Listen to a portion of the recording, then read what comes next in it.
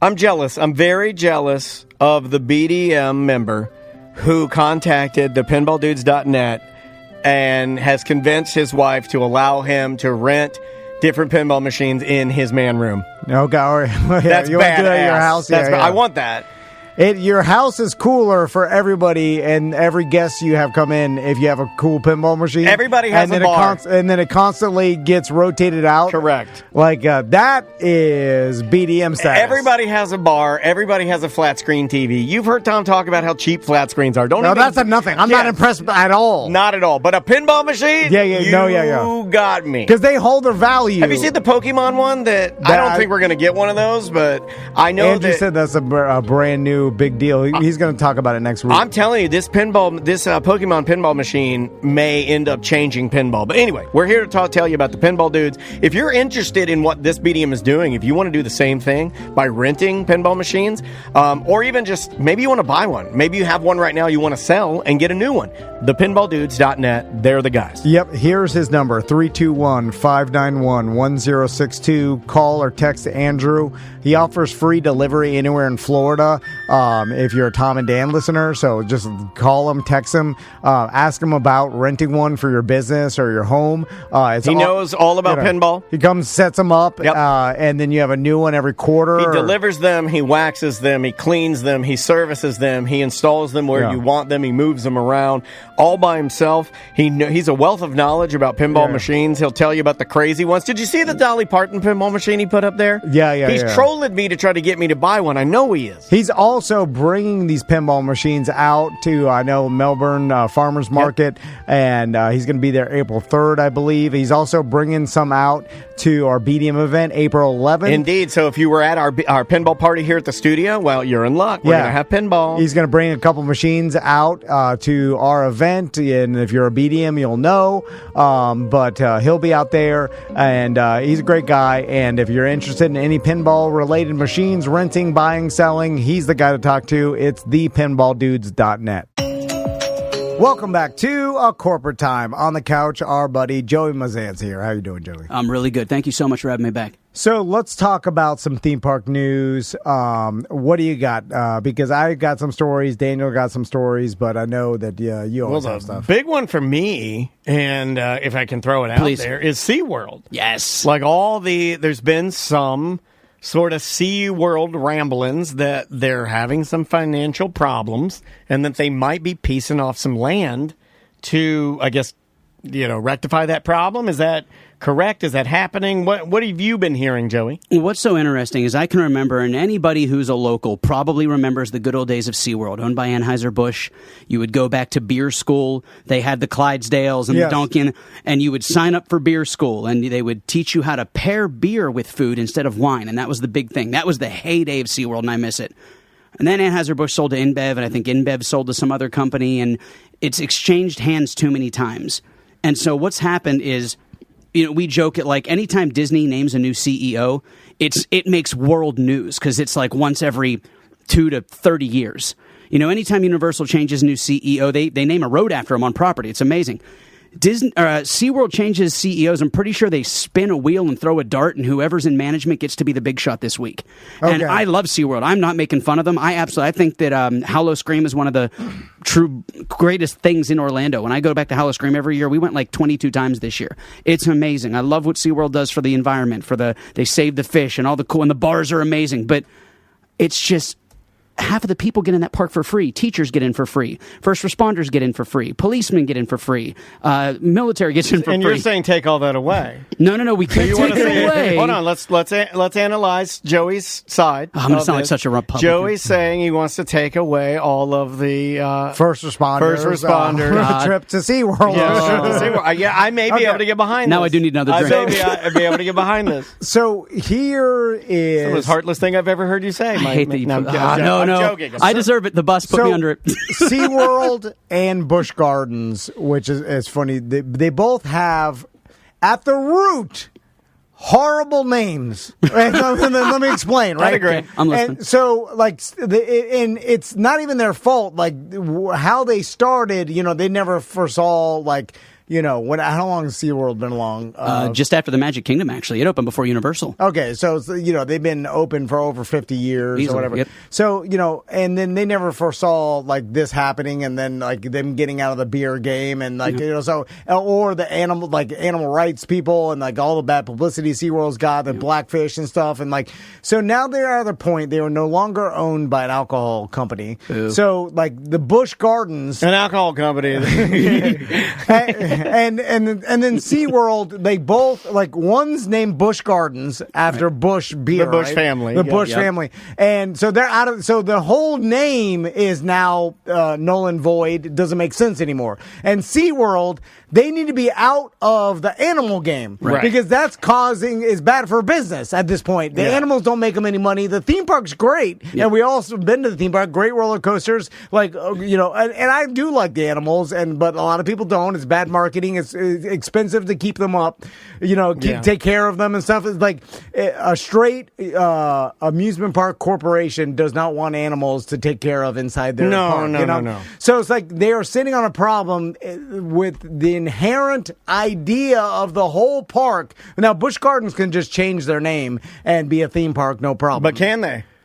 If they were, I would. Sometimes I think the only thing keeping them alive is the fact that people remember that Tampa has Busch Gardens. Right. It's a really fun park to go to. Oh, the roller coaster. I've always loved it. Every time I've gone, I've had a great time, but I forget about it. I forget about Busch Gardens all the time. But that's why they should change their name to something different. You have to put a little money into the theming of it, and so whatever. And maybe that's the problem. They got to a point where and then the SeaWorld aspect, like it's going to be hard to get the animals out of SeaWorld. But at one point in time, you have to rip the Band-Aid off because can you see Busch Gardens? You ever tried to rip a Band-Aid off an orca? Oh my God, it's so hard to do. I put a Band-Aid over an orca's blowhole, it'll kill him. In fact, can't do that. That's amazing. I will predict right now, and I wish I could bet someone. Do you want reverb for this when you say it? I wish this was up on Kalshi right now because I would bet on it that SeaWorld and Busch Gardens will be different entity 10 years from now. Absolutely. Like 10 years from now, SeaWorld and Busch Gardens will not exist. In the property will and the theme park and stuff like that, but the names will be changed. SeaWorld, maybe getting out of the animal game will be impossible because just the infrastructure they have. Well, I think they kind of say that they want to continue beating that educational isn't that your only play? When you've done that is to say fully educational, and then you have to have some sort of foundation. That foundation has to make money. Then that money has to go back into research. And that's the only way you can justify it. Then you have a research station on property that people can visit. That props up the educational aspect of it. And then the rest of it can be Mick Ultra. Right? Well, you know why you have to have an educational aspect? Because that's the only way you get that sweet, sweet state money for field trips. There you go. But the reality of what they're doing doesn't matter. It's the public perception. And I think the public perception is so poor with SeaWorld and the animals that it makes people uncomfortable. They're a little like, if I'm going to choose a theme park, I'm not going to choose them because of all, like, even though they're screaming, and even when Blackfish was happening and all the bad publicity, I'm like, I know a couple of those trainers over at SeaWorld, and I know people that work there. They're great people. And they love the animals, and they've spent more time than they needed to, and they got paid for taking care of these animals. Labor of love, they save a lot of animals and all the education, and then you can make the argument of like, hey, this helps the greater good of these animal species. Then yes, this orca is in a small tank, and it probably is not the best for it. And it doesn't like its Band-Aid. It doesn't like the Band-Aid on it. And it's like, but I used a Welly brand Band-Aid, and it's a cloth Band-Aid with the stick that doesn't irritate your skin. It cannot live in the wild anymore. No. What are we supposed to do? Are we supposed to hide it in another smaller tank? It's like we might stuff it in a Tesla in a boring put it in the Tesla inside the tube. Let it ride to the city walk. We might as well use the rest of its life to help the species of but the logic doesn't matter. People are just like, look how sad it is. Well, shoot it and put it out of its misery and then feel bad for yourself, you idiot. Its fin is humped over. It's got a sad fin. It's got a sad fin. You got to kill it, and then you got to feel bad about it for the rest of your life because you didn't know 60 years ago that you were making it sad. So ultimately, the the money men of this whole thing are looking at it like, God damn, this is not going to keep, like, we can't turn the public perception around. Like, it's like, and I don't think we're going to. And then when this animal dies, which it eventually will, of sadness. You notice that people will be like, oh, we have to bring another one in. It's going to be sad too. No, they'll do like, it'll died of old age, and then they'll be like, see, I told you. But like, it died of old age. No, I know, but regardless, it's like, it's going to die. We're going to have to bring in another one. And then no matter what, bad publicity over and over. Even though, and then I guess you're going to run out of captive orcas eventually or whatever. Like, so, then we got to go out in the ocean. Yeah. Game on. Well, you start doing that, you get sloth world. Yeah, you get a sloth world. You know what happens when the polar... Excellent. Well done. Yes. You know what? This man says he doesn't follow the news. I want to high-five you right now. You tell me. Yeah. No. He's following the news. Honestly, he listens to me. You've been lifting weights. Otherwise, I'd hug you, but I don't want you to hit me. So I'm just going to stay over here. He looks good, right? Right. He looks good. So what happened when the polar bear died? They built a roller coaster in his memory. What happens when an animal... So I don't even get that. When I die in Orlando, ain't nobody going to do nothing. So, do they have the plan? I'm totally going to... 1 hour best of. So, they will eventually take the orca and turn it into a roller coaster or whatever, and then that's their plan. I think that's the plan. Okay. I think every time an animal passes away of old age, they're like, this was a bummer and it stinks, but you know what? We're going to honor it. Here's a roller coaster. Here's a Ferris wheel. You might as well just call Busch Gardens and SeaWorld roller coasters with fish and roller coasters with a cheetah. They have the best rides. Disney, awesome. Universal, awesome. SeaWorld has the best roller coasters, and I will stand behind that. You've always said that. Yeah, best. SeaWorld has a roller coaster where you can stand up. They have one where you can fly like Superman. They have one that goes upside down like 300 times. They have the best roller coasters. Will they change the name of the park once they barely have any animals left? Only if they really like money. Yeah, okay. So yes, I think they should. So it'll be something else. Because they'll call it Joe Exotic's Coaster Land. that could be brilliant. Coaster Land is it got to be something like Coaster Land? Yeah, coaster water. It could really something. be anything because the aspect of SeaWorld has always been.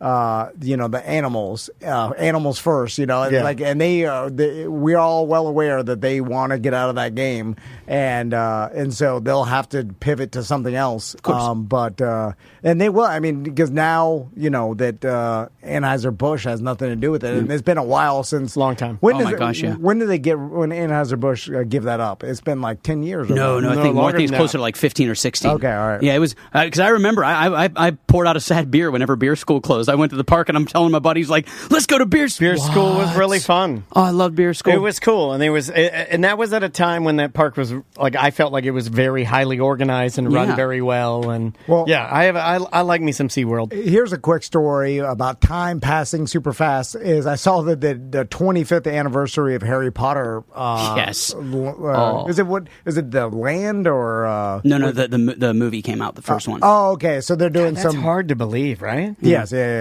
That it's been 25 years. But I will say, have you gone? When's the last time we went back and watched the first movie? It looks dated as hell. You go back and watch it, you're like, what the hell is this? 1970s PBS? And if you really want a good laugh, watch the one where Christopher Columbus tells you behind-the-scenes stuff, and he's up in the corner. And the way he talks about the movie is just like he talks about J.K. Rowling and he calls her Joe. And it's just like, yeah, me and Joe were having drinks behind the scene, and I was like, you know what, we should put my taxi driver in as the train driver. Like, it's these stupid facts. You're like, nobody asked for this. Nobody needed this. So with that, are they doing any sort of like tribute at the parks or anything? They are. It's butterbeer season. Okay. Each of the parks is doing a different butterbeer item. They're doing butterbeer creme brulee at Epic Universe. They're doing butterbeer waffles at Universal.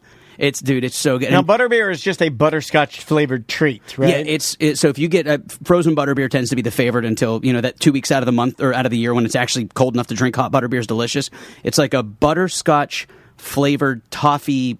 Like a hot chocolate soda or something. Yeah. It's like a slushy, for lack of a better term. Gotcha. But they're delicious. And if what you do is if you ask nicely, you can get fire whiskey in it, and that's delicious. You put fire whiskey in your butterbeer, and you're like, that's my best day. Okay. So Joey, I never asked you.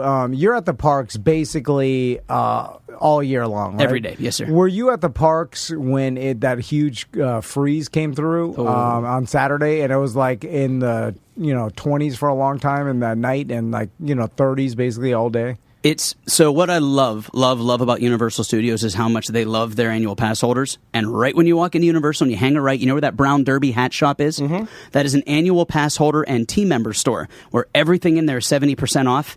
You couldn't find a hoodie to save your life. People were buying hoodies from attractions that haven't been there since the Clinton administration. It was like, oh, look, it's the Back to the Future meets Jurassic Park and the Jetsons meets the Flintstones. Who wants this hoodie? And I'm like, I'm dying. I need Jimmy it. Neutron. Right. I'll take two. Was the park empty that day, or no? It was packed. If think about this, we joke about the price all the time. If you're some dad from Boise, Idaho that saved up for 4 years, you're like, screw it, I don't care if you're cold. We're getting frostbite. Let's go. I spent $12,000 for this park. I wonder if Disney, like, they probably don't, because I always like to think that they can move like we can move because we're a small business.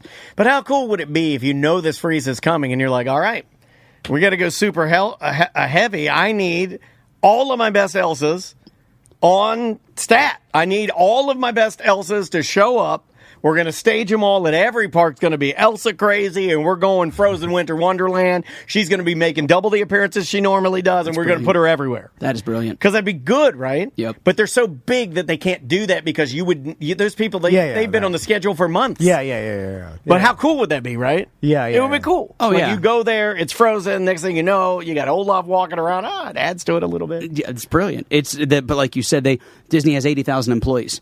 So if everything moves slow, it's like yes. cruise ship turning. Yeah, it's not like when they're like, hey, you know, when I worked at the Hard Rock 20 years ago, it's not like you could be like, hey, we have 500 employees. Can you call the 7 that are off today and see if they can come in? You're at Disney. It's like, hey, we want to add 130 Elsas. We need you to call 10,000 employees and see if 1% of them could try to come in today. Right. It's hard. It's a lot of people to manage. I also saw a story about Waymo, and I know it's like the automated cars. They're already in downtown yesterday, Orlando. Yeah, Andrea, my wife, already passed one on the road. They're over in the parks now, and they're starting to bring automated cars, self-driving cars to the parks and to downtown Orlando, and like it's one of the places like it's happening.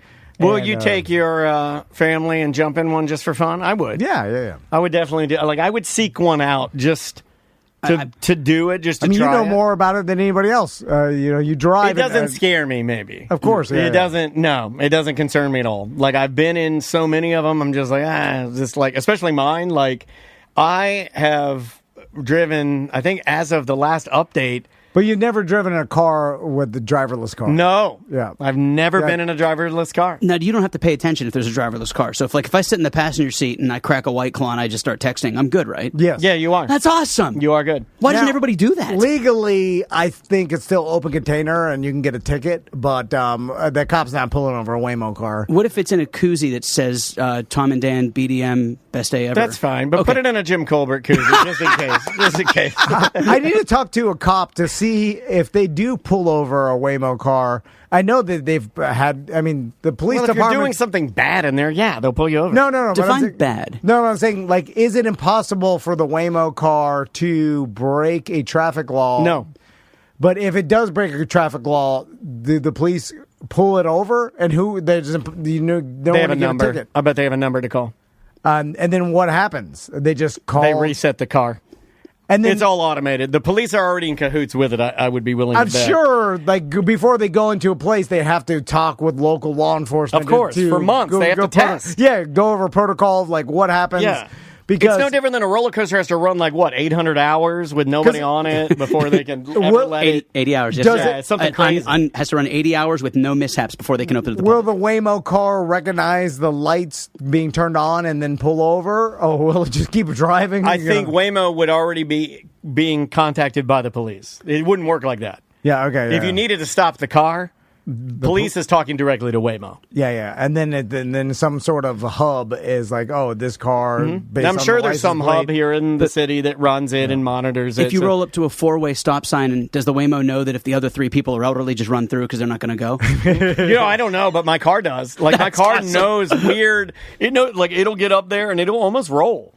That's fine. And they keep adjusting it. Right when they get it right, and my car will kind of roll through a stop and then see other people, and then it'll make its That's awesome. its choice and turn. They try to make it fully stop every single time. They don't want to break the law. That's interesting. All right, what else, Joey? Any other stories? If we got enough time. You got enough time. We for do. Thank you, my brother. One or two more. The mouse has decided to get rid of third-party chefs, third-party nannies, third-party, I believe, security guards. So we joked about this years ago, almost 3 years ago, when the Disney Corporation trespassed. They said, hey, here's the deal. Some shady stuff's been going down, so we're going to get rid of third-party tour guides. We don't want anybody taking our guests around the parks unless they work for Disney. Not at Disney, for Disney. Okay, so this is your job. Right. My job for 17 years. Yeah. That's crazy. And so what does this mean for you? Well, for me, I'm still good because I've got enough side hustles going on that I'm living my best life. I'm good.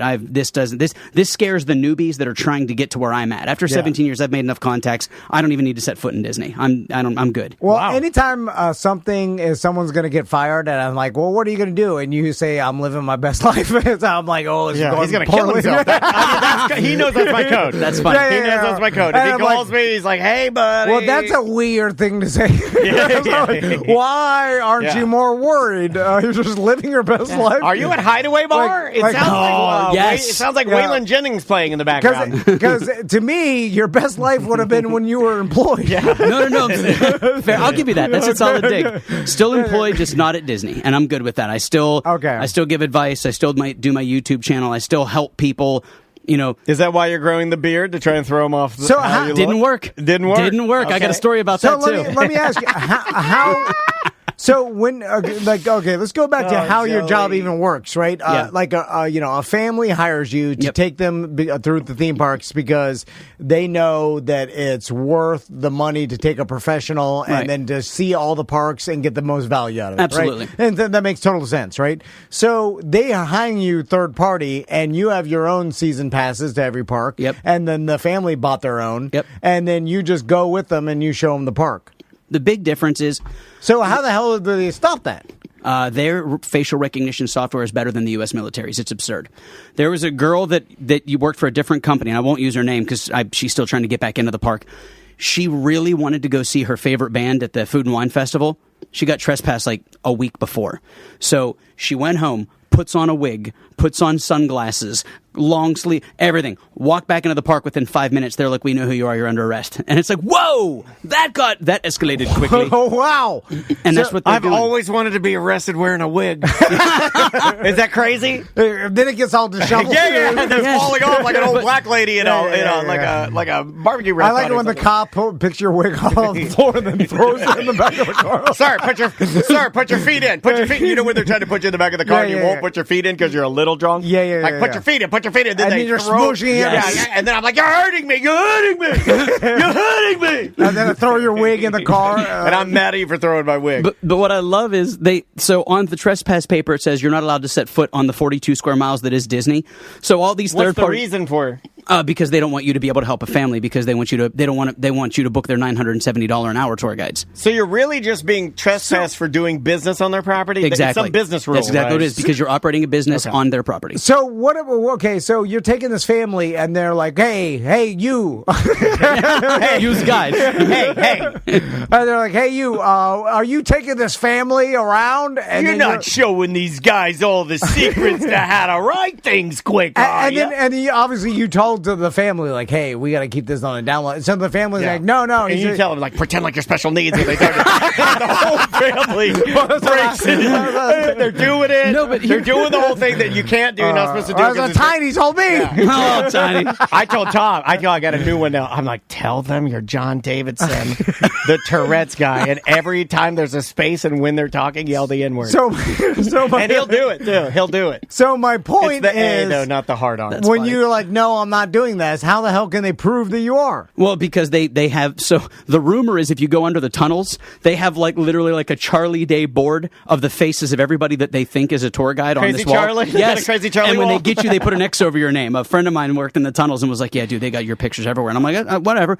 I didn't even know I was in trouble. That was the funny thing. So what if you say, if you're like, no, I'm not, and they're like, we know you're lying. How do they know you're lying? They can't. I think you have legally... But if they see you a bunch, it's like they have to catch you like a bunch of times, and they're like, well, you're doing it with your different families, and like through that. No, you need to start going with families for fun.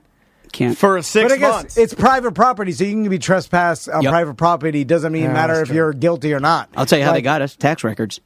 Okay. Oh, you're working for this company that does what for a living? Yeah, you're gonzo. It was, dude, honestly, it was more than anything, it was embarrassing because none of us knew we were in trouble. You walk up to the park and they're just like, hey, your thing's blue. You got to go to guest services. You're like, all right. Walk over to guest services. There you go. I'm already nervous when that happens, and mine's just because I didn't pay for my tickets. You know what I mean? Like the card's messed up. I'm like, dude, uh-oh. Mine is because I put Daniel and Baby Buggy and try to get him in there for free. Doesn't work anymore. Oh, dude, it was so embarrassing. One of my friends, he was vaping in the buggy. That's funny. Like, why are you vaping in the buggy? That's from Zootopia, that little one that sits there. So a friend of mine was there with a family he was hosting, and the family goes into the park, and then his ticket's blue. And he's like, hey, guys, cop comes over and goes, excuse me, are you so-and-so? And he's like, hey, he goes, all right, cool. These are your trespass. The family's watching him get arrested and trespassed. And I'm like, how does Disney think that that's a good show? Like, you didn't want to very magical. Yeah, you want to just maybe take them off to the side and be like, hey, man, we know there's something up. Maybe after today you don't come back anymore. Just like, come with us. And the family kids are crying. I'm like, come on, man, that's horrible. Like, do it tastefully. Don't make a scene. Yeah, chat room disassembling you for calling it a, quote, baby buggy. I said, what is Tom from 1936? That's funny, Jen. That's very funny. And he deserves that. It's not called a baby buggy anymore. I tried to find the stroller in my head, and then Baby Buggy came, and I was like, it's got to go out fast. Imagine you're some woman trying to get into the parks, and your getaway sticks are... Yeah. This game comes up to me, say. I knew you were going to get me for that one. You do it. So just know that I knew. Yeah. He knew Baby Buggy. I saw it in his eyes. As soon as I said it, I was like, maybe they won't bring it up. Goddamn Baby Buggy. So you could no longer do these tours in Disney World. No, you can't go to Disney World. I can still, like I said, I can still help you around the park. I can still book your lightning lanes and offer you advice, but that's Downtown Disney? So all Disney. So this is the funny part. At Downtown Disney, all these guides that got trespassed third party, and I still won't call it Catholic guilt. I have not been on Disney property in almost 3 years. If you go to Downtown Disney, Disney Springs, you'll see like 40 guides sitting by the water listening to the guitar player. If you go to any Disney hotel, you'll go to the Four Seasons, you'll see them having date night at like a Bull and Bear at the nice one. It's hilarious. And I'm like, so they got you at the hotel, or they got you at the parks, but Disney doesn't think to patrol the hotels in Disney Springs to realize that y'all don't even care? It's hilarious. They don't care about the Disney Springs probably because the more the merrier for there. The parks, they're like, hey, we charge for this. But the Springs, maybe they're just like, well, who cares? It's just a bunch of stores and restaurants. Right? When I was a kid, I thought that real businessmen, real small businessmen, even criminals, the highest powerful people, the people that did the most in the world, would stop at nothing to do what they are truly like, supposed to be doing. And one of the things that these men would do, and it happened in a lot of different professions, normally in like when you're doing bad stuff, but you would completely change your entire look using a plastic surgeon and then come back and then do exactly what you've been doing the way you had been doing it.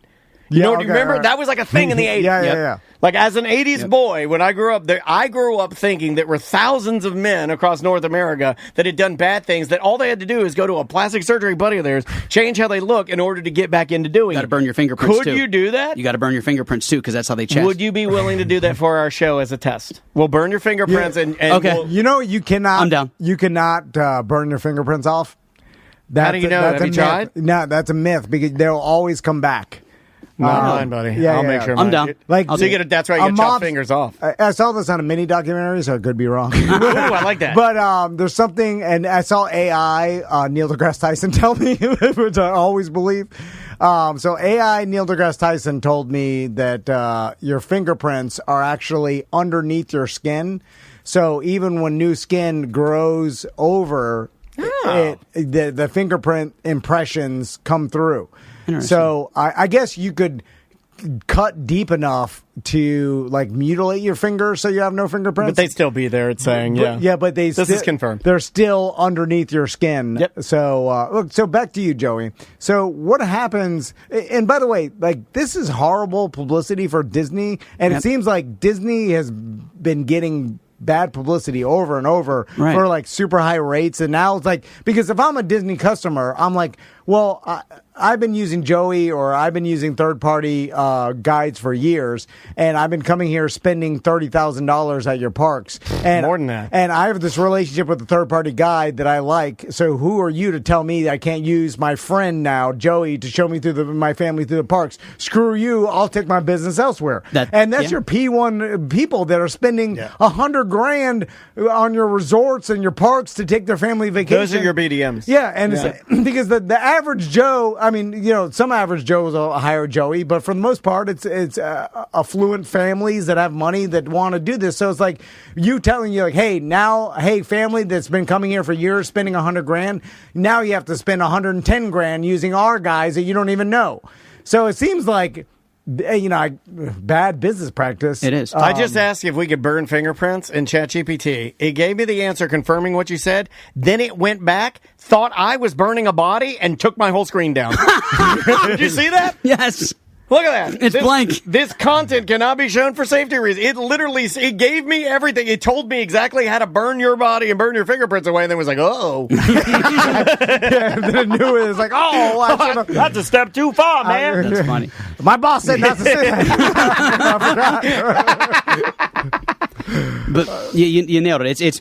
I always say I don't like the term tour guide because that's not what I do. I am. Tom's called you that for 9 years. No, but I can't. I said. I wrote down Joe's a tour guide. I'm a host. I'm a drinking buddy. Depending on how much you drink at Epcot, I'm a marriage counselor, a babysitter, a buggy pusher. I do all the stuff you don't want to do. I carry your bags. Tour guides not like me. Tour guides are the ones that go to the parks and they say, if you look here in Canada, buddy, you can see that this house has been here since 1980. Blah blah blah. When I take you to the park, I go, all right, what's up? It's 9 a.m. How you doing? And they go, I'm good. And I go, need a coffee? And they say, yes. I go, Irish or American? And they go, I can get an Irish coffee. And I go, you bet. Yes, let's go have a drink. I'm that guy. I'm your buddy Joey. I'm not a tour guide. I'm everybody's buddy. I'm Uncle Joey. I come have a beer with you. I take you on rides. I tell you funny stories. That's a different experience. Play piano for you, too. I do, actually. Thank you for that. Well, you're trespass. I'm trespassing. And Disney get the said, hell out of here. Yep, that's what they said. We don't want you. Now, how long before Universal does this? Or do you think they never do it? Because if they do it, you'll be out of a job, right? No, I still got other parks. And I still take families to Vegas. I still take families to Disneyland. Disneyland does not... there was a class action lawsuit against Disneyland, and they said, that's fine. You can come here. You just have to buy a one-day ticket. So anytime I take a family to Disneyland, I have to buy a one-day ticket for each day I'm at the park with them. Okay, which... so you can't... you can't have an annual pass. You can't have an annual pass. So you have to buy the one-day ticket. And I'm good with that. So why didn't Disney World go around the same route as Disneyland? Blue state, red state. It's all politics. That's all it is. I wish there was a grander. I wish I could be like, oh, it's just because. No, it's because they get it. This is their thing. And they said, look, we know you cater to rich people. That's all we want in the park anymore. So screw you. Okay, I'm glad you mentioned that. This goes back to the last thing I'd had on my list to talk to Joey about. I went into the Disney World Reddit, and I just wanted to kind of get an idea of what people are talking about. And within maybe 4 to 6 posts, the number one kind of vibe, kind of feels check that I get within that group is that, and this is said by multiple people, that's where we're at with Disney now, right? Elitist. It is that there are true differentiating classes of people. Like when you go, it is completely apparent that there are 2 different variations of vacations going on. There are the elite rich people vacationing, and then completely separate, not even involved in what's happening with the rich people, are the, I guess, like budget style middle people. Class Americans. And they're only catering, and this was said in multiple posts, people feel like is different than actuality, so that's why I'm asking you. Are they really just... Is the Joe Average right on Reddit saying that they're only catering to the rich people that buy these extravagant mega packages? Correct. Well, yeah. It's remember the post we did that got like 1.8 gazillion views. Oh, it got and everybody this called morning. me. Oh, did it really? It got some. I got called everything from both sides, and I said, "Look, I'm just giving you facts. You can hate me, but facts are facts." It has been a while since I've seen an online fight at Disney World. Yeah, remember in California, those 2 mums got into a fight over the meeting the characters. Yeah. Like beat the piss out of I each haven't other. seen a good trashy fight in the streets of Disney World on social media in a while, and it's probably because of that reason. Priced right? out. Yeah. And maybe that was the start of their, like, we need a new price structure. Yeah. Carnival Cruise Line needs to do that, right? Well, they're too late. The too late. cruise. Sorry, we're the fighting cruise. You just have to know that. You have to know. When you're getting on, there's chances, MMA cruise. Yeah. At a certain point, you're just like, fights will happen. Nothing I can do. And it's true that they say poor people's money's green, too. It is. It just comes with fights. Yep. And that's what and Disney's like, our lines have never been shorter. You should definitely come check out the park. Well, they're short because your park holds 100,000 and you only let 18,000 in today. And, of course they're shorter. And, like, the rich people like it. Of course they do, Yeah, right? they want to be entitled. Right. Yeah. Except for the fact that your rich people that hired Uncle Joey can't do it anymore. Now have to hire a rich Uncle Joey, which could be better. have you ever thought about, and is there a play, and I just like throwing this out there because it explains to other people.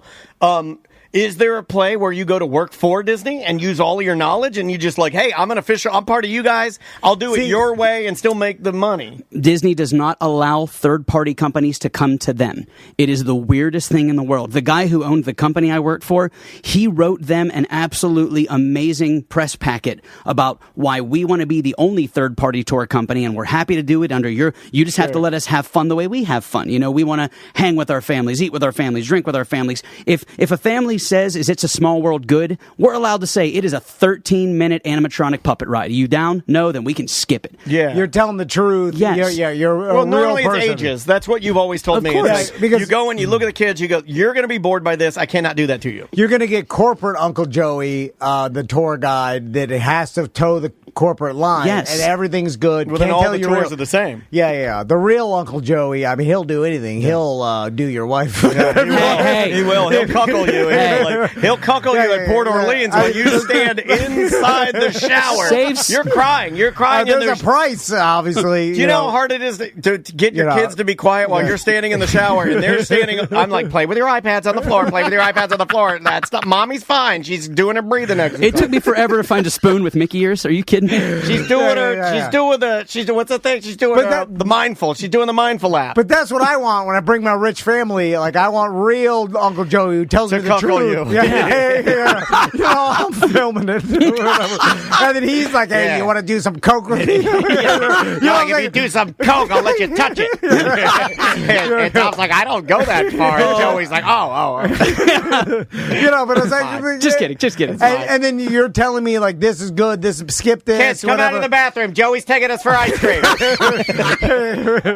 And so that's what I want as a paying customer. I don't want the corporate guy telling me everything's good, not telling me the truth. Like, hey, should we eat at this restaurant? And he's like, yes, sir. And I'm like, oh, you're just telling me whatever. Get the hell out of here. Exactly. And it's twice as much, right?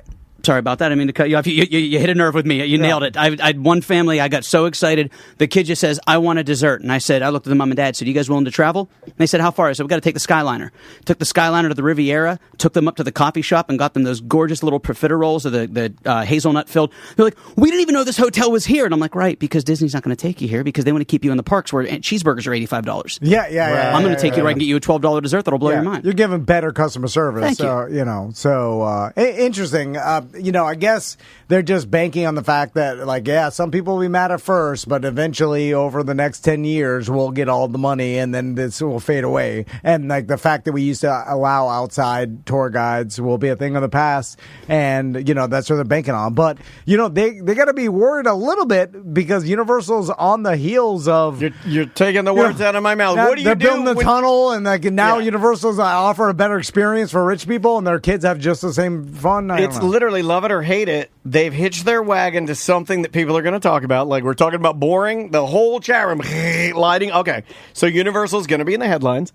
This is my final question for you before we run out of time. Of course. Is there anything to look forward to with Disney? What is on the horizon? Because I still know of, we haven't even gone through all the stuff that Universal said they're going to do. Yep, 2 more portals is going to be amazing. Yeah. So here's the problem. Disney was smart. They cemented themselves into the minds of people at a very young age. Disney might as well have a billboard on I-4 that says, bring your trauma and your wallets to us. We can handle both. Oh, they're addicted. The Disney people are addicted to it. Disney pixie dusters are addicted. The Disney company could do anything anything, and those people are going to say, "Here's my wallet. I'm mad about something." They're paying for nostalgia. They're paying for nostalgia. Feelings, you nailed it, and that's the beautiful. If Disney was smart, they would file the paperwork and just become a religion. 100,000 people show up on Sunday and they're singing the same songs. It might as well be Catholicism. I'm just saying. Disney. There's another person I know that has. I don't want to put her business out. I won't say who it is, but there's people I know that have worked at Disney for a very long time, and yeah, you're right. Yeah. You nailed it. And the funny thing is, for everything Disney's done to hurt me, I still love the parks. And that's what's so crazy. Yeah. Disney has kicked me out unceremoniously for something I haven't done wrong. And you know what? The minute they let me back in, I'm going to Epcot and I'm drinking around the world because I haven't done it in 2.5 years. Do you think it'll change? Oh, yeah. There's going to come a point where the powers that be are eventually going to realize, you know what?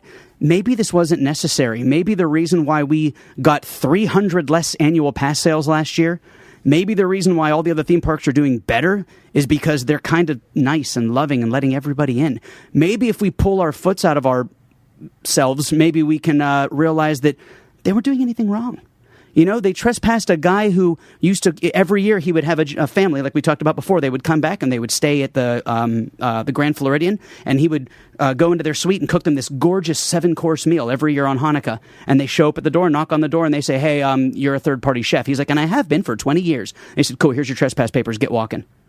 Or... But I need to cuckoo the wife. Hey. Thank you. Or they cuckoo the husband. They make all the money and they drink up everything and it's theirs. There will be blood. Vampire City, They drink it up. Take that, Paul Dano, you ugly POS. Would you rather make 50% of something or 100% of nothing? You know what I'm saying? Yeah. If they're making 100%. Too much math. Sorry, that's my thing. Back to my horribleness. But if I'm high-powered Disney, I'm looking around and I do say it doesn't care what we do. These people are addicted. Yeah. They'll come here and spend their money no matter what. Even if it's not as good. Yeah, even if it's not as good because they're coming for feelings, and I'm going to take advantage of that. Charge them more, double the price, triple the price, kick them all out. Dude. More, drink it up. You're good for it. Ben, did you even apply to Disney when they picked their new guy? You'd be a good CEO. A couple of weeks ago, I want to do it. Mm-hmm. They picked their new guy. And he's one of mine. He's an Italian guy. So I'm hoping maybe he looks around and he's like, they got the stacciatelles. You need to throw your hat in the ring because, look, I don't want to stifle anybody, even if they're in my car, from doing what they should be doing. You sound like Mr. Disney. Oh, yeah. My facial recognition is going to go real tough. I love it. You know what I mean. No, I know. I know. I know exactly what he means. And guess who's there trying to figure out all the software? Me. Yes. The dream Is my team. software working yet? I'm working on it. Kick them out. Kick them all out. Can we recognize Rich? That's the only ones I want. Can we see into their wallets? How big are their pockets?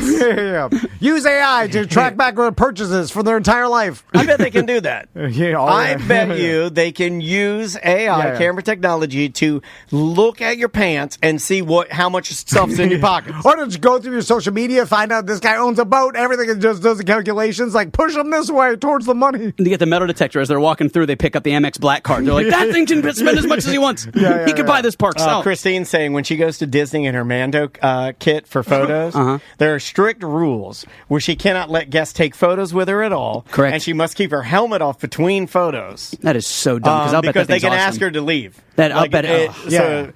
Well, I don't need this person to. She's not a cast member. I can't control them. Yeah. But she's cute in her costume. You know what I mean? I will have horniness clauses all throughout my park. Oh, dude, if you go for that Mickey's Not So Scary Halloween and you start letting, oh my gosh, there's 300 Jasmine showing up, and none of them go as chill Jasmine. They all go as red-shirted Jasmine whenever Jafar takes her over. Oh, yeah. Oh, my Slut gosh. Jasmine. Yes. Yeah. Oh, my. And they're everywhere. And I'm like, so y'all, okay. It's allowed. Sure. Definitely. I'm going to have some slut clauses in my Disney. We'll end with this. It has nothing to do with the parks, but it's park adjacent. I was at Davenport. Just like the parks. Davenport is what they call Castleberry's Disney. And believe me, if I was head of Disney, I'd drop a nuclear bomb on Davenport because I want none of those people in there. I'm sorry, I'll stop out of that. Do you know what Davenport? Do you know what it is? Do you know what it means? Davenport? Port is obviously where ships dock, and Davin is Spanish for pile of trash. I thought you were going to tell me when your Waymo drives through Davenport, it automatically rolls the windows up. I'm sitting at Davenport's, like a little like water parks they have in the midst of like a splash pad. Goddamn amoeba splash. You're sitting at the amoeba splash. Yeah, I'm sitting at the amoeba splash pad. They sprinkled in these vast communities of hunks of S mansions. Anyway, so I'm sitting there, and it's bizarre. It's what they decided the entertainment's going to be, because I'm sitting there, and then I was like, all right, I'm an amoeba pad. And they have a DJ Khaled there. Oh, yeah. He's blasting. Yeah, and he's a little bit horny. He doesn't say anything inappropriate. He won't, but he's a little bit horny. He's horny blasting music loud. And I was like, okay. I'm like, all right. And then all of a sudden, Jasmine on stilts walks by. Yes. And I'm like, oh, that's weird. And then it's like Jasmine on stilts, DJ Khaled It's blasting. like a festival light. And sprinkle some amoebas. Oh my God, the amoeba still queen's here. Dead brown grass everywhere because of freeze. I'm sitting there, brown palm trees. Did they have the poolside? Was it poolside? Did they have the food? Yeah. I'd like one $22 cheeseburger. Yeah. That's terrible. Oh, please. they search, boiled hamburger. They search every bag. They pat you down. Oh, really? Yeah. It's like going to literally like going to a Wu-Tang show. Anyway, all right, Joey. Thanks for coming in. I appreciate it. You guys are the best. We love you, buddy. All right, we will see you tomorrow. When we were approached with this, Tom, you and I both kind of freaked out because this is a name that doesn't get tossed around very casually. Yeah. Shakur is the name I'm throwing out there. And on the line with us right now, we are getting the ability to talk to him because he has a brand new book out. It's called This Thug's Life. Moprim Shakur is on the line with us right now. I was watching videos of you at your book launch at Barnes & Noble. Hey, congratulations on your brand new book. And this is a biography all about your life, correct? Thank you, sir. Thank you. It's memoir. And good morning. Hello, everybody. Yeah. Well, hey, we appreciate you being here and giving us the time. But, writing a book, when anybody, takes on the task of writing a book or telling their story, that usually means that people have gotten the story wrong, I would imagine. So let's start from there. In this book, I've heard you describe this as sort of a mixture of both musical history, your musical history, black history. What would you say? What was your starting point when you wanted to tell this particular story? Starting point, that was kind of hard to figure out, so I just started from the beginning. Yeah. You know what I mean? I started from as a little shorty and until I lost my brother. Yeah. Like you said, it's the cross between black history and black music history. So a lot of people have a lot of questions. I had to deal with it first. Tupac ain't got no brother. Pac ain't got no brother. You ain't Tupac's brother. I had to deal with all that shit for several years. So it explains everything. Why do you think people didn't know Tupac had a brother? Is just because it wasn't talked about at the time of his ultimate fame? Possibly. And then, I came out first on a song called Feels Good. Yep. And, just by myself. So people didn't never see us together in the beginning. So they had a lot of questions. And you, and if I'm trying to put the timeline together, and you first interacted with Tupac, did you meet him was it 2 years of age that you guys kind of came in and the brothership sort of started forming, right? Yeah, my father wasn't with my mother anymore. He's with a new lady, and that lady was Afeni Shakur, and she had a son about 2 years old, and I was 6. And my father said, "That's your brother. Hold his hand." And the rest is history, Wow, man. And at a time, and I was talking with Tom a little bit about this. Your dad is very instrumental when it comes to, and I don't think people know this, but comes to acupuncture. Correct? Wasn't that a thing? Yes, sir. Yes, sir. Thanks for mentioning it. He was an acupuncture doctor. Not only just an acupuncture doctor, I want to make it bigger than that. If I'm correct, he was helping heroin addicts with a alternative form of using acupuncture instead of methadone. Is that right? Correct. He was kind of ahead of his time. And, we come from a family of community organizers and healers. And so that's the track he was on.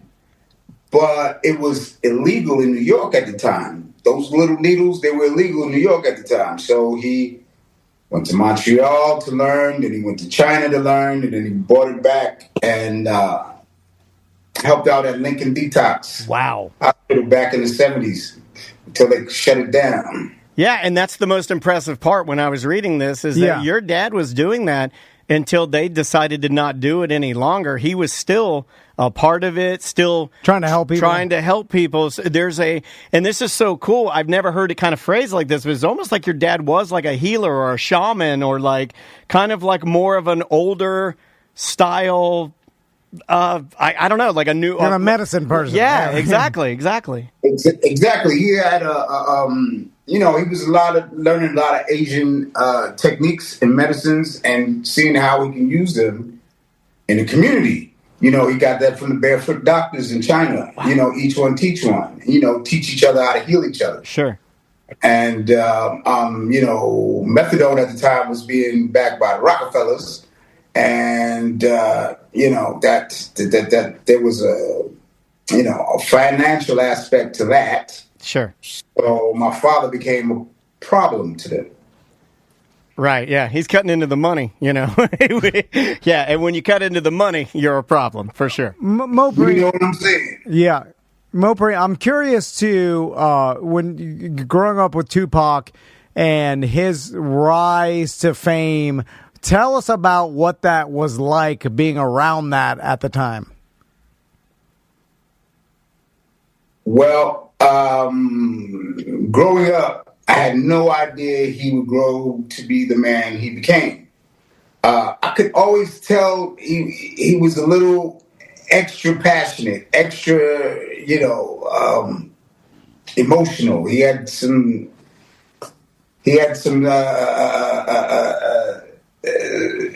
extra juice in his tank. You know what I mean? There's something special about him? Yeah.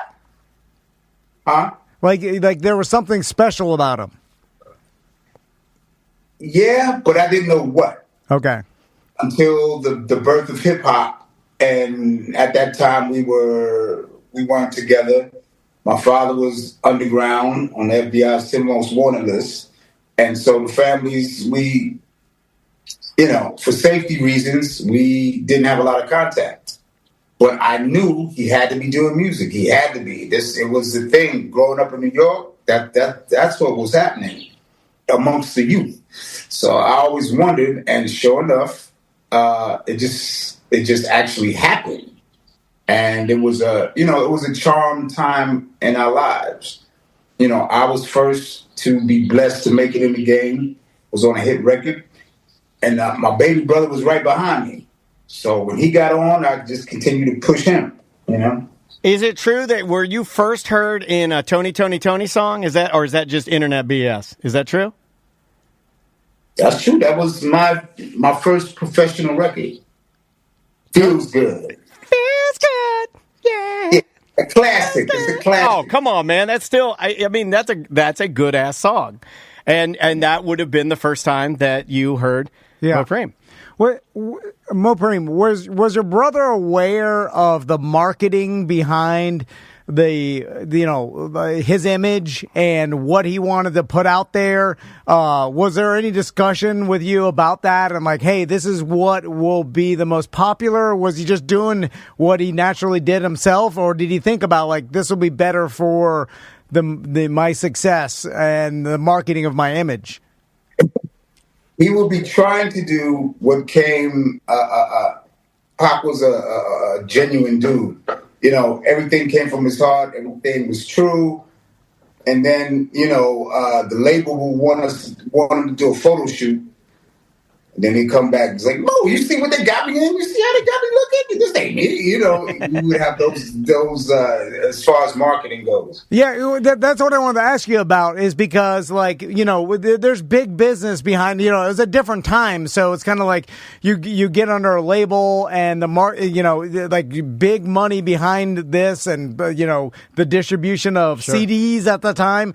And so, and they, you know, there's like people that are like, hey, this image is what's selling. You know, it's like we got to make you look like a gangster or make you look harder than you wanted to even look, you know, and mold you into this product to put you out there. And you're saying that he was like, you know, he's about the music and not necessarily about, because that's, you know, and I'm sure you watched the Puff Daddy documentary, because I'm going to ask you about that as well too, and how you know, I listened to you in some interviews talk about P. Diddy and your conversations with him even after Tupac's death, and but even going back to that, like, you know, what was Tupac's feeling about how he was being portrayed? Well, it was a constant work in progress, because Pac was so creative. You know, when he first came out, when we started, you know, producing and putting stuff out, it was a lot of heartfelt stuff, a lot of stuff that was directed towards the health of the community. Brenda's Got a Baby. Yeah. Keep Your Head Up. You know, those types of songs. But that wasn't, you know, we're not a monolith. That wasn't the totality of Pac. Right. You know, they had no idea what was coming down the chute, you know? And so they were just trying to fit a mold for the time that would benefit the label as well. And a lot of people probably don't know that Thug Life is an acronym. I didn't even know that until I started. I don't know why I knew this. I knew it. It was so funny. Like, I knew it before anybody, but I honestly don't know where I gathered the information to know the acronym Thug Life. And you and Pac created that together, did you not? Yeah, me, Pac, and my father wrote the Thug Code when he was locked down. The hate you gave little infants, excuse my French. No, you're fine. Everyone. Yep. That. You know, people got the definition confused. Some people got the message. A lot of people didn't get the message. But, you know, the focus was to make sure people remember to protect the kids. Protect the kids. Because once, you know, adults start adulting, you know, kids get neglected sometimes depending on what's going on. True. And those kids are the ones that could turn into monsters. So, you know, got to look out for the kids, especially when they're young, the poor, the disenfranchised, incarcerated. You know, we root for the underdog. What was part, and you were involved into living this at the time with the conspiracy theories that Tupac never died. And that was huge growing up. Magnified by Machiavelli. You know, the connection there. That sort of, I remember all of my friends, it magnified the legend. It put a microscope on it, because the old legend of Machiavelli rising from ashes or rebirth or whatever, it just amplified, and everybody's like, oh, yeah. So he's fine. Yeah, what was it like going through that, Mopreem?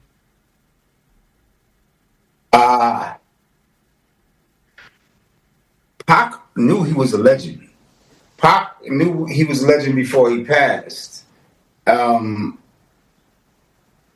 that's one of the reasons why, you know, the name of the group the name for the whole crew, Outlaw Immortals. Outlaw Immortals. Because he felt like we knew that he would live on. Live forever, yeah.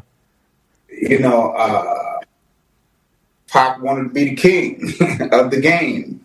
And he made it there, and he knew it, and he wanted to be respected as such. You know, he felt like, you know, I'm fighting for the people. I'm fighting for y'all, so y'all should root for me. Y'all should cheer for me.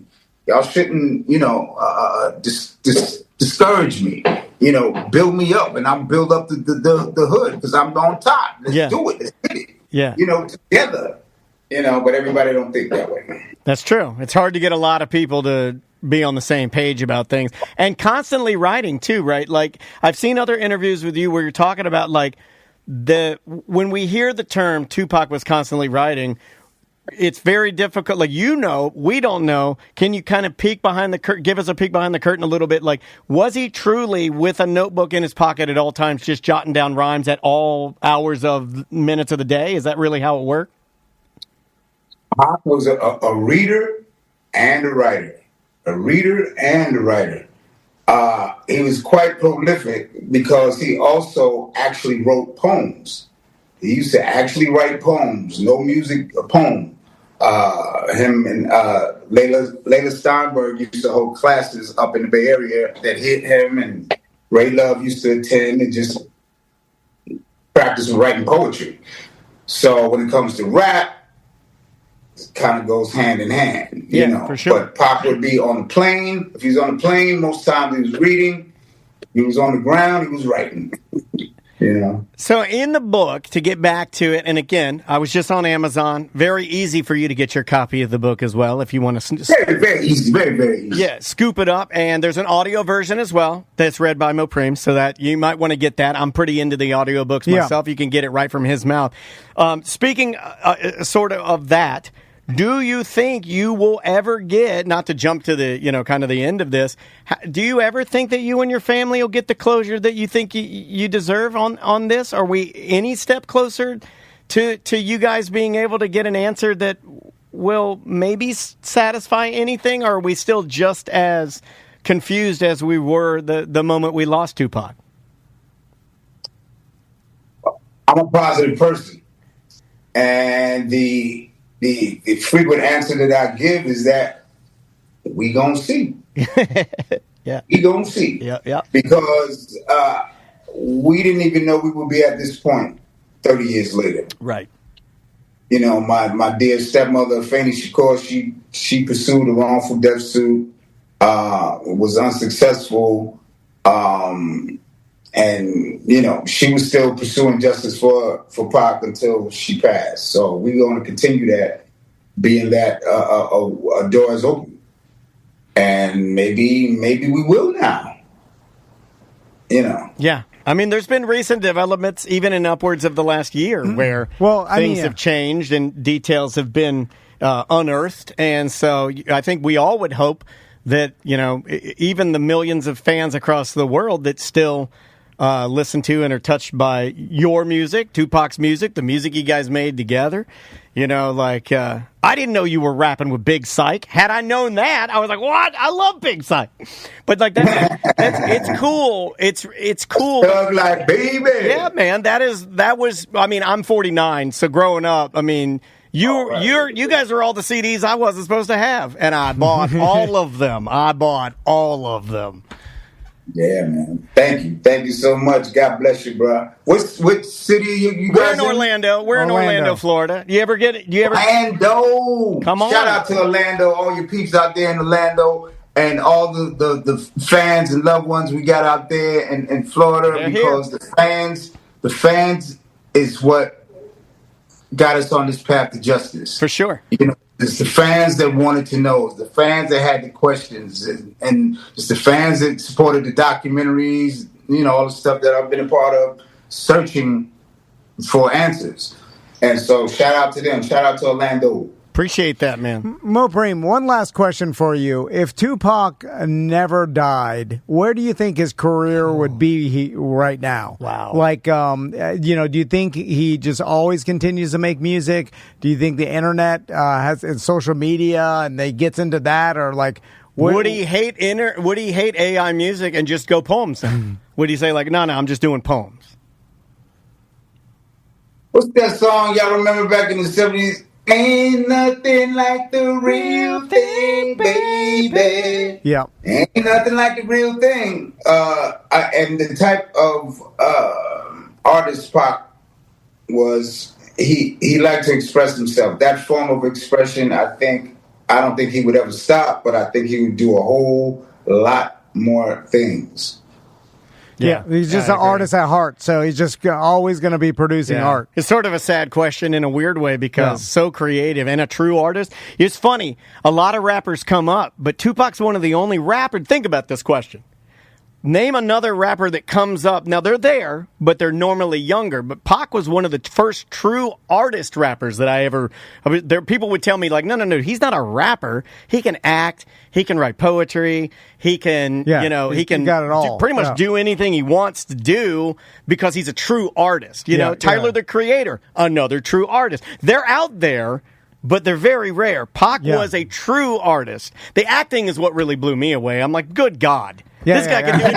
And then he could be funny. Like, I remember the first time I saw Tupac was with my favorite rap group, Digital Underground, and I'm watching Pac dance.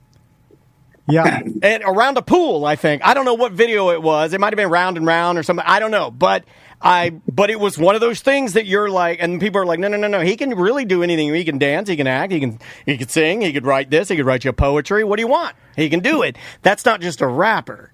Yeah. That was part of the brilliance of Shock G. Rest in peace, Shock G. Because when Pac became part of the group, Shock learned all these things about Pac. He had been in Baltimore School of the Arts. He had already performed at the Apollo before he even got to Digital. Wow. So Shock knew that the kid was talented, and he kept giving him opportunities to shine. Yeah. And you need those opportunities. So, shout out to Shock G as well. Mopreme, thank you so much for the time. Again, is Amazon the best way to push people to get the book, or where would you like for us to tell people to get the book? What's the best way for you? Hey, however I can get it. Barnes & Noble, Amazon, ThisThugsLife.com, MrMopremeShakur.com. It's going down. Going down. Outside, as the kids say. Exactly. Well, Mopreme, thanks so much for talking to us. We appreciate it. Yeah, take care of yourself, man. Thanks for the time. Man, thank you. Thank you guys. Thank Orlando. Thank Florida. Power to the people. Let's all stick together. Cop the book if you're bored. It's a good read. That's what they tell me. And I'll see you when I come through. I'll see you later. All right. We'll see you soon. That is Mopreme live from, I believe it's Pool. Yeah. Not very often you get to talk to Tupac's brother poolside. But I'm down for it. That's where we're at. I'm 2026. 2026. What'd you do today? I told my daughter.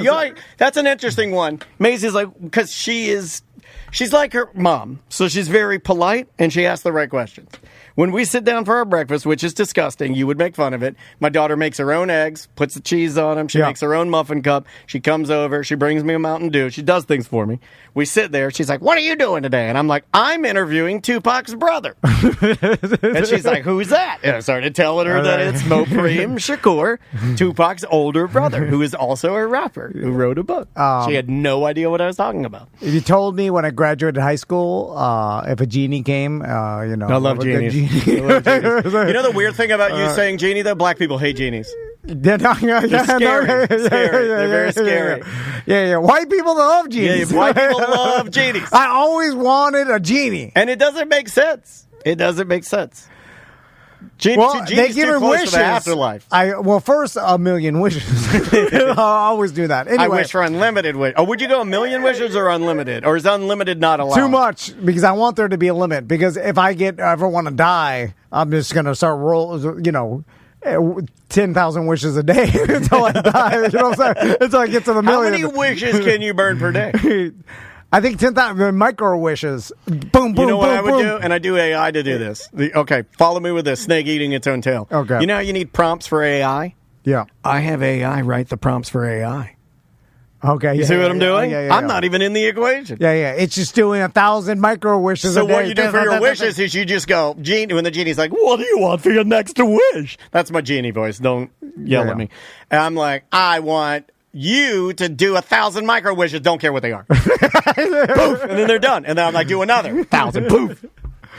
Anyway, if the genie came and said, in 26 years, you'll be interviewing Tupac's brother from his pool. Mopreme. Yeah. And you will have, every time you go from his pool? What do you mean? Like, I'm by his pool? Like, no, it's video chat. Yeah. And like, he's what? poolside. like Star Trek. We're like, yeah, Star Trek video chat. Yeah. And he's at his pool. And then I'm like, well, what am I doing? I'm like, you're in some weird business involving you're trapped in a business prison you've created. Yeah. And then you're in your own studio. Like a business escape room you can't escape from. And then I'm like, hold on, Tupac's brother's calling us from his pool. Yeah. And we're in our own with studio. somebody on the side. Somebody on the side. Let's walk through this interview. And I'm like, well, are we huge in the hip hop community? We are. No. Huge. No. Well, no. Like, wait, Billy didn't tell you? Have the listeners not told you? What? Okay, secretly for the last 3 years. Okay. I've been seeding and doing the necessary groundwork for you and I to become two of Orlando hip-hop heavy hitters. In fact, we are such Orlando hip-hop heavy hitters that we have been invited to Atlanta, home of Southern hip-hop, when the Atlanta Hawks play the Orlando Magic next week for Magic City Monday game. Where T.I.'s performing and all the girls dressed like strip clubs, like black strip clubs, and we've been asked. Okay, we've been asked to sit courtside with T.I. and his son King. Did you know that? Well, yeah, just telling me now. It's a surprise. You and I, it's Magic City Monday games, Atlanta Hawks versus Orlando Magic. We're going to be sitting courtside. All the women in the crowd dressed like strippers. Now, there's one white guy in the NBA who hates this, and he's gone to war against it. He's like, it exploits women. And now every other fan of the NBA is like, shut the F up! Atlanta and Magic City Strip Club, that is as woven into the Atlanta fabric as lemon pepper wings, sir. Okay. You do not take that from Atlanta. If the girls want to wear a tiny skirt and show out with that thunk, they are allowed. All right. You do not tell women what to wear, sir.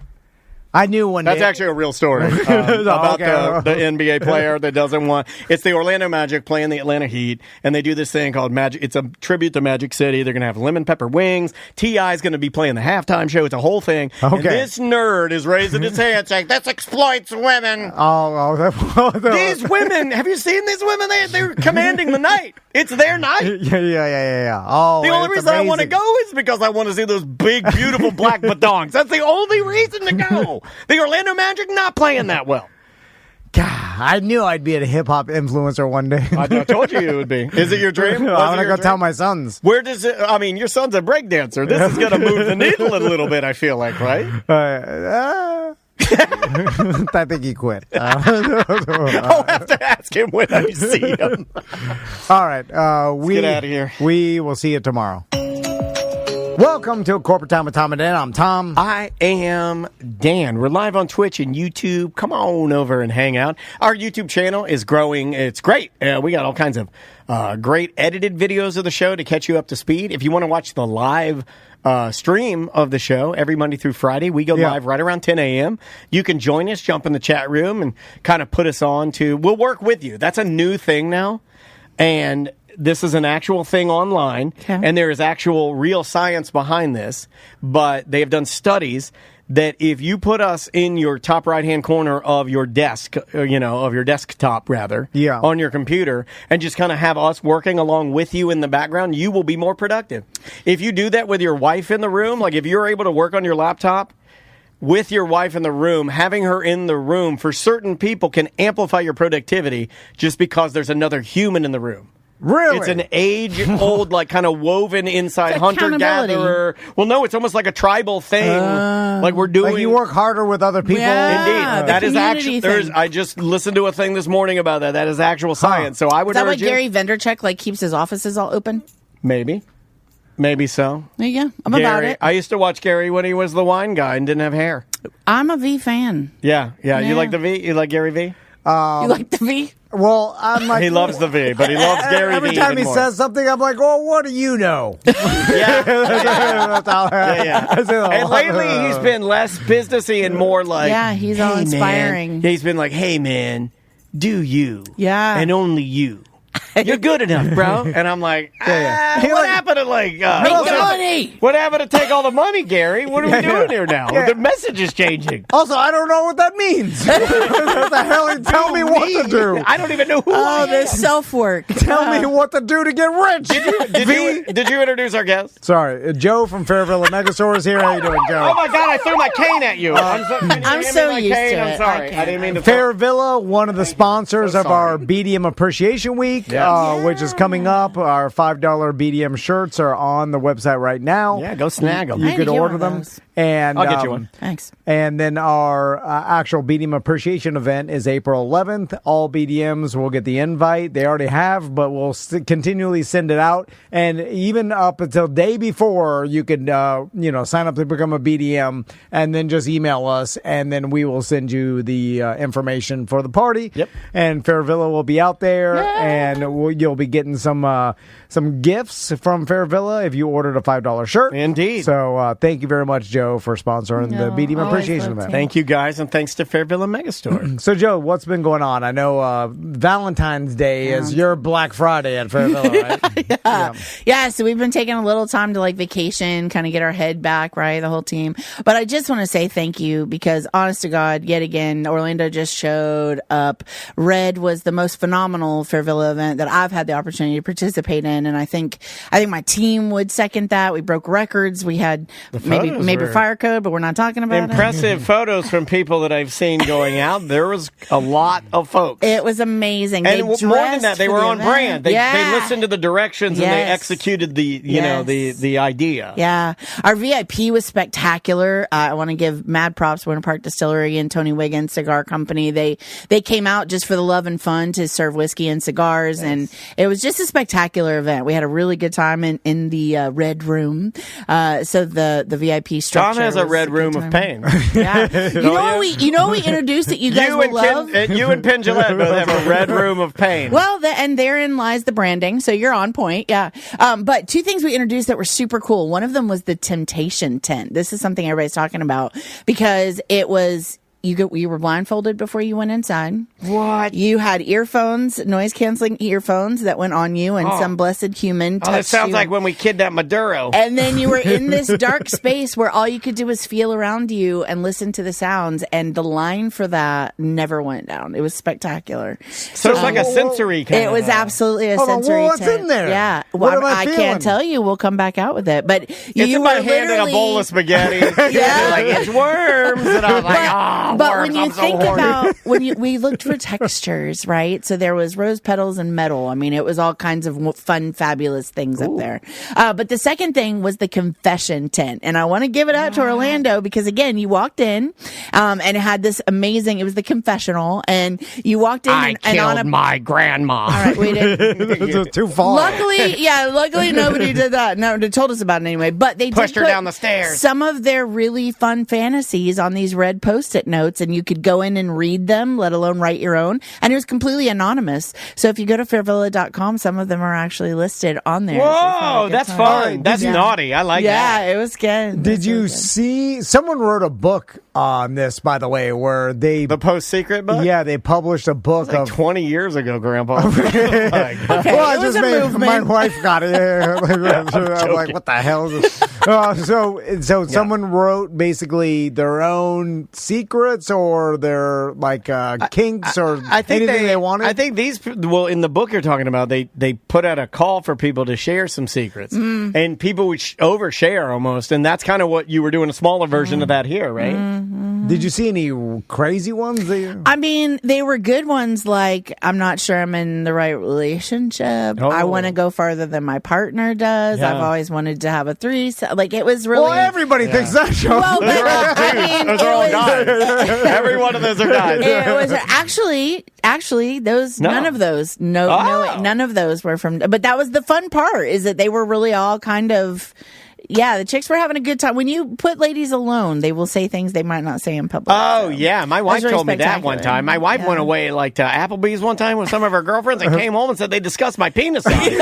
I'm like, what the hell were you doing? What is going on there? Girls' bathrooms, I swear, are grosser than guys' bathrooms. Any bars. You guys go hard, man. But I also, mad props. The music was spectacular. I mean, just the atmosphere. We had a host MC. Jake came in, Sasha Yevgenovich, who was a storyteller. We had the Vixens who do, Les Vixens. Nice. And they're spectacular. So it was just, it was an amazing night. But, and so we've all been kind of recuperating from that. It's been great. Now we're into the spring season. And so we're in the middle of doing all the pretty things. Do you have to churn the store? Is that we like... flip. When is the biggest... I've always thought about this, especially after your, is this an exiting of festival time, or is this the big... Where are we at in festival time for you guys? So festival comes back end of summer for us. It actually kind of kicks off around back to school. So even now, people... it's never too early to start planning what you want to get Once you together. want to wear. And now's a really good time to get the good colors. Okay. Because our stores really do color up this time, which is really fun. I want to say something, though, that I think that the other thing we focus on around this season, so in spring, 3 things really focus on. Number 1, we just revamped our website for the first time in decades. Congrats. Okay. Thank you, fairvilla.com. We know how hard that is. We're in the middle of that ourselves, and that is a chore. Yeah, team's been working on it for almost a year, but it's an amazing lifestyle resource with all the fun things. You want to spend some time on it. So we're having a really good time just kind of getting to know our website this month. April is Women's Wellness Month, and if I could, we're so excited because we're doing an event with Colette. Oh, yeah. Yeah. Oh, so awesome. it's Sanford, our hometown. We're going to do a great event that's, again, women's wellness, a ladies' night, but really focusing in on the cost of quiet and the things that women may not talk about and should. So we're going to teach you how to keep your monkey fresh. I don't know why I said that. I just was trying to make you laugh. I mean, it's a thing, hygiene is a thing. So, but yeah, it's a really fun, safe, great way for women to just kind of gather and learn stuff. So that's in April. But the other thing, and the reason why I'm bringing that up with the color as well, is because this is a great time for women to think about how they want to feel in their clothes come spring and summer.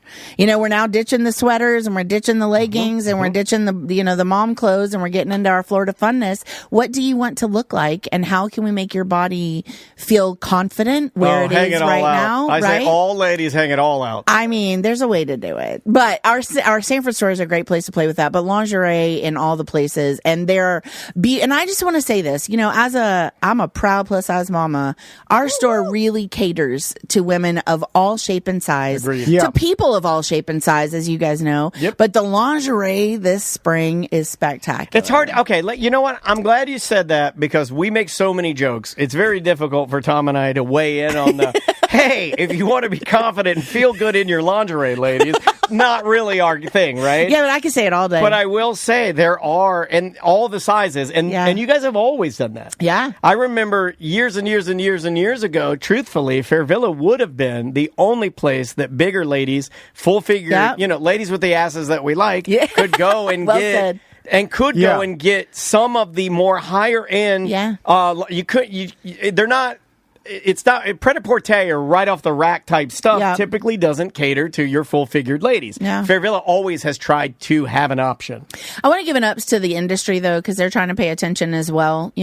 So the industry in general, but our purchasers really do keep an eye on what we get asked for, and especially out at Secrets, it's one of the things we get asked for a lot. And so I just want a couple things with that. Number 1, not only can you feel confident in whatever body you're in, but also think about what you're wearing outside of your clothes, like a cute little bustier with a pair of jeans is a hot date night outfit, and we don't think past what's generally available conveniently. Ladies, this is not Amazon. Come in and do some shopping. Upgrade your Easter and spring wardrobe. True. It is better in person too. Yeah. Plus, if you're watching Bridgerton, you're really going to enjoy our Tom, stores. you're a Bridgerton man, right?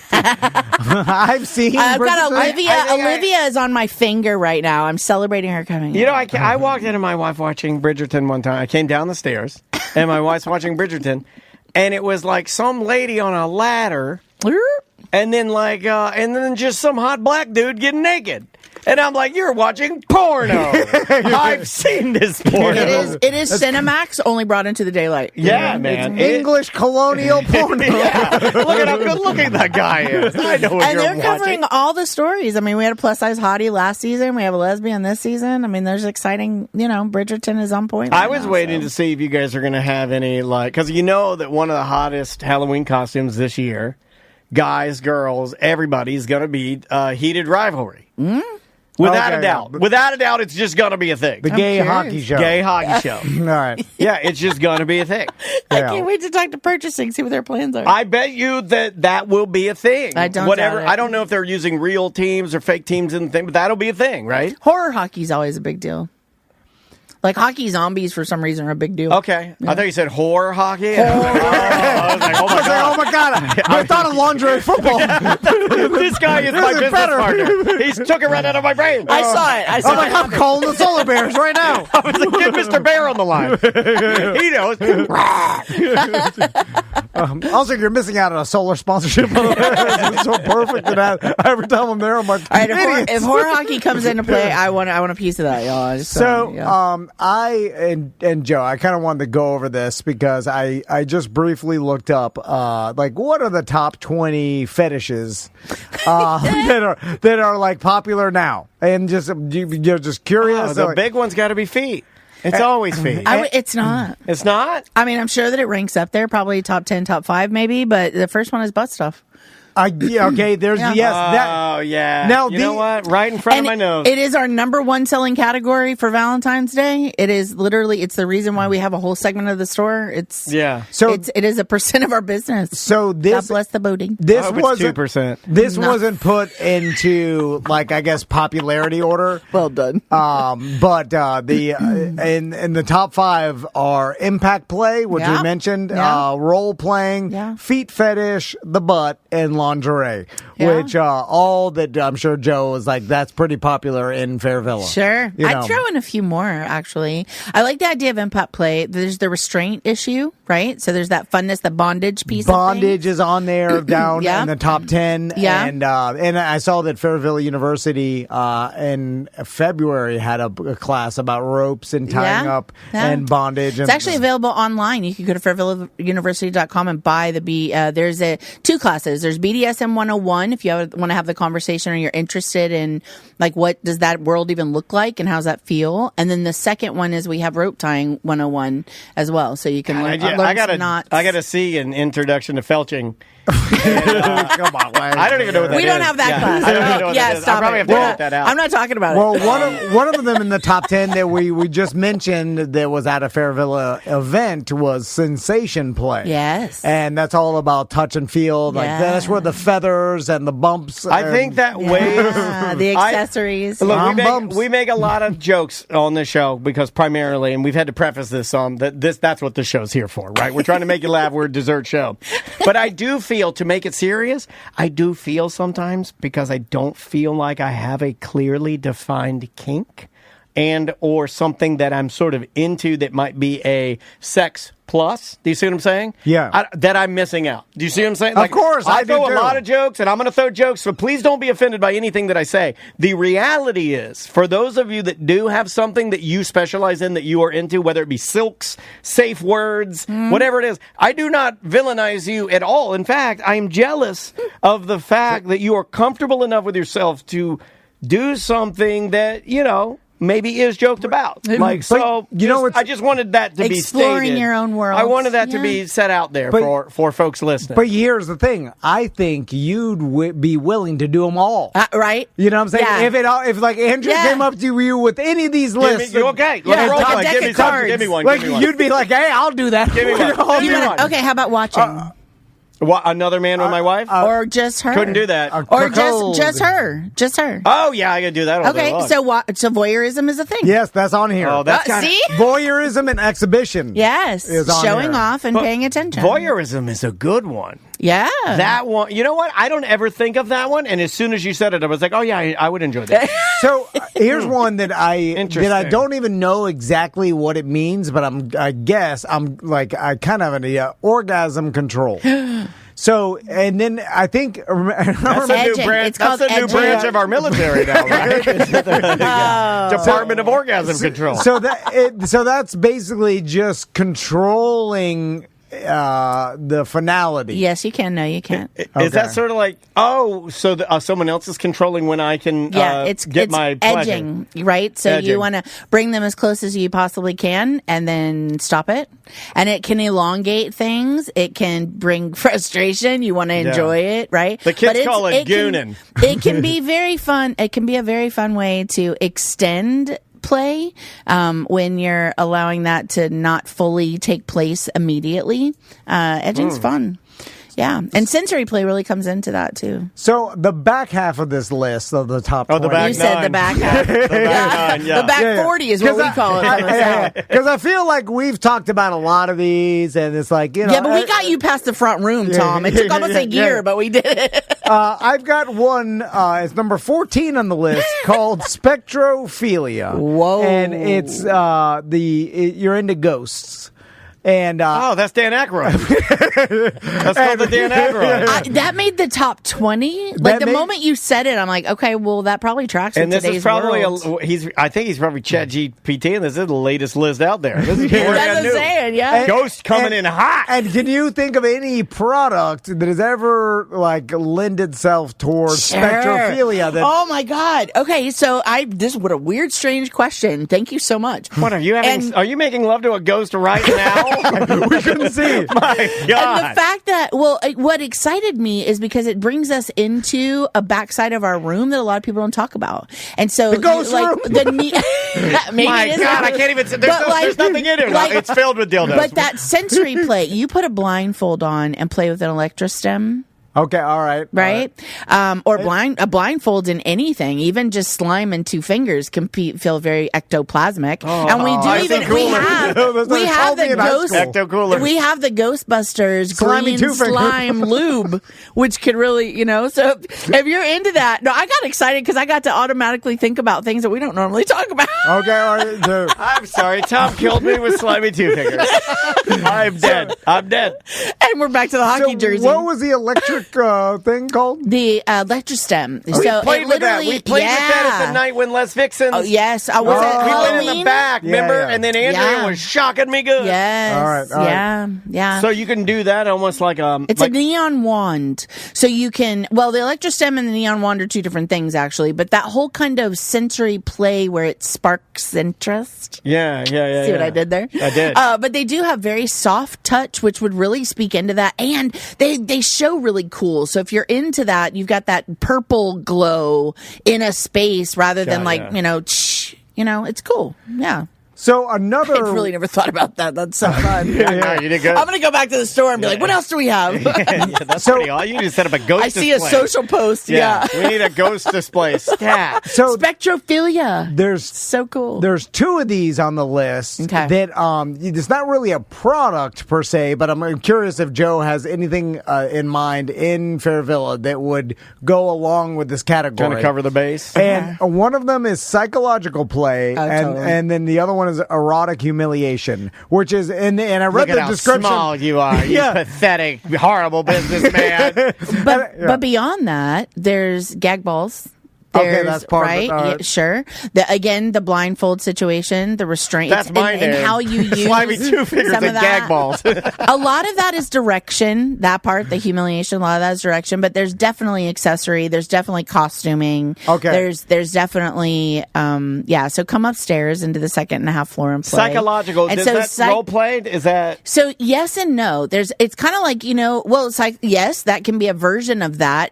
That probably encompasses a whole lot of things. Role play is actually a totally different category. Thing. Yeah, Fair. But like that blindfold and the sound, the noise canceling headphones, you literally are putting somebody into subspace immediately without having. They don't know anything that's happening around them. Right. You then control their sensory environment, and that becomes very psychological. If you have a blindfold on and you can't hear anything, and all of a sudden you feel a feather, it may not feel like a feather. Or you feel a Wartenberg wheel, it may feel like a neon wand. I mean, some of those. A Wartenberg wheel. Oh my God, what are we making cheese now? What are we doing? I love it. So do you not know the Wartenberg? What okay, is I'm that, going to bring you guys. stone-ground oats? You use the Wartenberg wheel. I need to ground these oats, ma'am, No, for it's my this daughter's little, breakfast. you've probably seen them in your doctor's office. A Wartenberg Yeah, wheel? I just see it's just a head. If you take the pieces out, he's got the nasal cavity in there. I'm playing with it. They're metal tools, although we do have them. I saw a black one like that was heavy plastic the other day. It was beautiful. But it has the spikes all around them. And you literally just roll it up someone's dermis in any way, shape, or form. But it looks spiky, so it kind of feels, you think it's going to be scary. It doesn't light or heavy. It's a really neat small accessory. $20 can really play with and upgrade your Wartenberg experience. wheel. Yeah. Learn something every day. Put me down for the one. Wartenberg. That everyone should have one. Okay. Everyone should have one. Almost sounds like a sensory massage / massagey type. If you ask your doctor for one, they use it to check nerves a lot in the legs. So if you literally next time you go in for a checkup, say, "Do you have one of these?" But we have really sexy ones that make fun play. SJ in our chat room, we love SJ, says that maybe at one point you could bring in some sensory toys and we'll blindfold ourselves and she can shock us crazy. And then we can try and figure it out. I don't know. That's a great idea. You never know. Sometimes just throwing the idea out there, we've burned it already. Listen. And by the way, you're going to come do a remote somewhere. Maybe that's something we look into. We'll pull out the temptation tent when you guys come. So, I'll go in. So, Joe, correct me if I'm wrong here. Your setups are great. Well, we're wrong a lot. That's why he says that. So I feel like every one of these, and some people may be like, "No way, I'm not." But every one of these is a spectrum, right? Sure, yeah. So just like everything's a spectrum, and then there's maybe some part of each of one of these that people could enjoy. They just never tried it. There you go. And and not that you're into this, and obviously some people are higher in the spectrum where this is their thing and they only can get off with this thing. But there's certain amount of these things where people can tell themselves I don't enjoy being blindfolded and having sensory stuff. And you probably do. Your brain, there's something in every human brain that there's enjoys a vulnerability some of that. Yeah. And even the dom and submission part of this, there's a version of this that I think everybody kind of likes in some way, and then all this stuff there's mild versions of this that you could be interested in, or that could be pleasurable to you. You just never tried it. Well, it almost goes because I can look at all this and I'll be like, I'll try it. No, I think you're right. Yesterday, I can tie this into another celebrity who was talking a little bit openly about her sex life yesterday. What you're describing is just the spectrum, the variations of sex. Candace Cameron, very conservative. Great example. But she just came out yesterday and said that when she has sex with her husband, she can't really ever have sex with her husband unless all the kids are gone out of the house. Can't do it. It makes sense because you can't get into it at all. She can't be into it. So if you think about that is a very, very uptight opposite end of what you're kind of talking about. The people that are using these wheels and everything else, they're just way on the other end. But she's so far on the opposite direction, she can't even get off with other humans in her house for fear that they might hear her of some sort. Well, you're talking about two different things, which I find really exciting, and thank you for that. One of those things is I think the word kink has it's given us some sense of weird. We have this expectation in our head. Well, think about when I immediately say that word. What visuals come to your brain? Dirty. What goes? And so immediately people don't want to associate themselves with that. It came with some level of shame. And the truth is, and somebody said that to me. I'm like, I don't see myself that way, but I certainly enjoy a spectrum of liveliness because the same thing over and over again. We don't want to eat in the same restaurant over and over again. Yeah, so why not use new spices? I was going to make the analogy. It is kind of like food. You may not like a certain food, but a version of it you probably do. Yeah, sure. Because there can be every version of I hate this, and it's I bet you there's some version of this. I love Thai food, but I don't like the stuff that makes my mouth swell. I don't want that kind of heat. You don't want spicy Thai, but you want Thai food. So you might enjoy a little restraint, but you don't want to be tied up and hung upside down and never be able to get out. You know what I mean? I'll give you a great example. I hate black olives, except for one way. way. I'll eat the hell out of them on pizza. It's a great love example. the flavor. So you don't hate them? No, I can never say that I truly hate them because I will wolf them down on pizza. But I really want to bring up one more thing when you talked about Cameron, which I think is important, and I love that you brought this out because so many of us who are type A personalities leading in our world, right? We drive the process every day. Releasing ourselves to moments like this becomes a difficult situation. And the truth is, a lot of people who enjoy some of the more dramatic are type A personalities because it's the only way that they can totally let go. So when you allow yourself to experience that level of vulnerability, subspace is a real thing. It's a high all in its own. And you can get that from not just, almost just by acquiescing. Exactly. But that vulnerability is hard. not easy. Yeah. Especially when you're new with a partner, right? That's not something that you never, I would never jump into a new relationship and be like, oh, please attach me to the bedspread. You don't. Right. There's a trust. There's a level of trust. That's where safe words come in. So, but I do want to encourage people who are in a controlling situation to find a way to release. You'll experience a new magic. How many, because I know we're going to get out of here soon. But how many, great conversation. Do you ever get any really, really, because I just think it would be super cute to see some really old people walking to Fair Villa.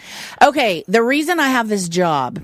This is I just think that would be awesome. No, the reason I have this job happened because I went to a class that I audited that it was Fairville University and it was BDSM 101, as a matter of fact. Okay. And our educators always ask the question, why are we here? What do we want to learn today? And the first several people said, I want to learn how to tie up my girlfriend. And our educator was brilliant. And she said, well, this is the wrong class for that, but we have a class that can help you. And then this one lady, 65 years old, she was in our front row and she said, I'm 65. My husband died 10 years ago, and I just started dating a little while ago, and my boyfriend is 10 years younger and wants me to be able to do things that I haven't yet experienced, and I want to learn so that I feel more comfortable with him in the bedroom. She was in that class by herself. And I thought, this is a conversation I'm here for. Hello, Orlando. We're going to make everyone feel comfortable. And they said, you there, sir.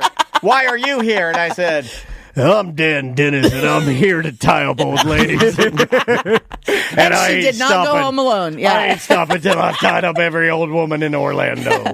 But the point is, there's something for everyone at every age. Of an age of consent and safety, we're in good shape. What a cute woman out there living her life. God bless her. Yeah. So, out of all of them on the list, comes to our parties. I love her. That's cute. This is the weirdest one, and I'll say weirdest, and you shouldn't say it's judgy. No, but you're in a safe space. It's uncommon. I'll say the most unique. That I hadn't heard anybody talk about. Okay. But now I think about it kind of makes sense.